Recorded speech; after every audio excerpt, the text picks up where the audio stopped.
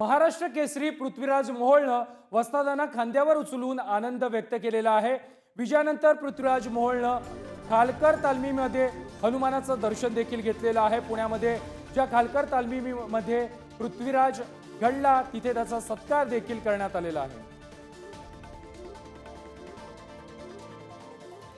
आपण पुण्यातल्या खालकर तालमीमध्ये आहोत। महाराष्ट्र केसरीचा किताब पटकावलेला पृथ्वीराज मोहोळ आपल्या सोबत आहे।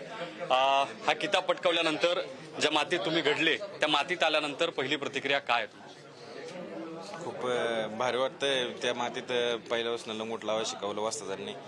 त्याचं वस्तादांचं चुलत्यांचं स्वप्न वडिलांचं स्वप्न पूर्ण केलं आणि त्या मातीत येऊन त्यांच्या हातात ज्यासाठी प्रॅक्टिस केली होती त्यांच्या हातात ती गादा येऊन तुम्ही घडवलेला मल्ल आज महाराष्ट्र केसरीचा किताब पटकावून इथे येतो। या मातीत सराव घेतला होता। काय तुम्हाला पहिल्यांदा जेव्हा असं लक्षात आलं, तुम्ही हे लाईव्ह पाहत होतात, जेव्हा तुम्हाला निकाल लक्षात आला, विजय झालाय पैलवानाचा, तेव्हा पहिली प्रतिक्रिया काय? पहिली प्रतिक्रिया खूप आनंद झाला, कारण माझ्या आनंदात पारावार राहिला नव्हता। कशी तयारी करून घेतली होती? किती वर्षांपासून घडवत होतात पृथ्वीराज?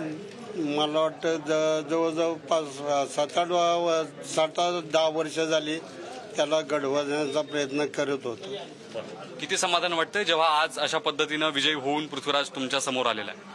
हो, खूप समाधान वाटतंय। तो विजय घेऊन आला त्याच्यामुळं आम्हाला खूप समाधान आनंद होतो। कधीपासून येत होतास या तालमीत आणि कसा प्रवास होता आतापर्यंत? हे तालमीतच आमचं 4थी पिढी आहे सर। तालमीतच पहिल्यापासूनच लहानाचा मोठा झालेलो आहे। असं सांगता नाही येणार कधीपासून, लहानपणापासूनच तालमीत आहे। चुलत्यांसोबत असन, वडील पहिल्यापासून घेऊन असन। आता पुढचं काय व्हिजन असणार आहे? पुढे काय ठरवलंय? काय या येत्या काळात घडायचं?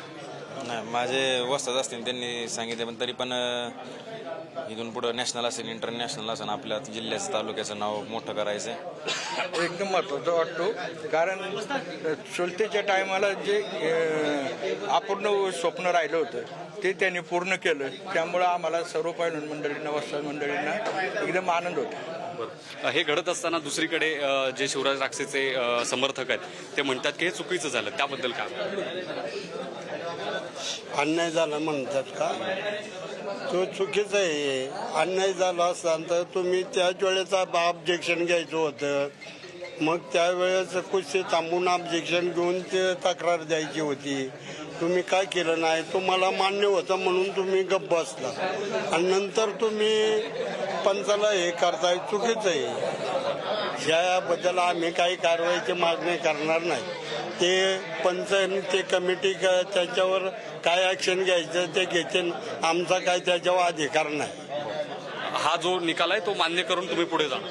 हा निकाल मान्य करून आम्ही पुढे जाणार। व्हिडिओ जर्नलिस्ट संपत मोरे समित, ज्ञानेश्वर चौकमत, पुढारी न्यूज। मुख्यमंत्री देवेंद्र फडणवीस यांच्याकडून महाराष्ट्र केसरी पृथ्वीराज मोहोळचं अभिनंदन करण्यात आलेलं आहे। महाराष्ट्र केसरीची गदा पटकावल्याबद्दल पृथ्वीराजचं मुख्यमंत्र्यांनी अभिनंदन केलेले आहे। पृथ्वीराजनं दाखवलेली चिकाटी कुस्तीपटूसाठी प्रेरणादायी आहे असं देखील फडणवीस म्हणाले।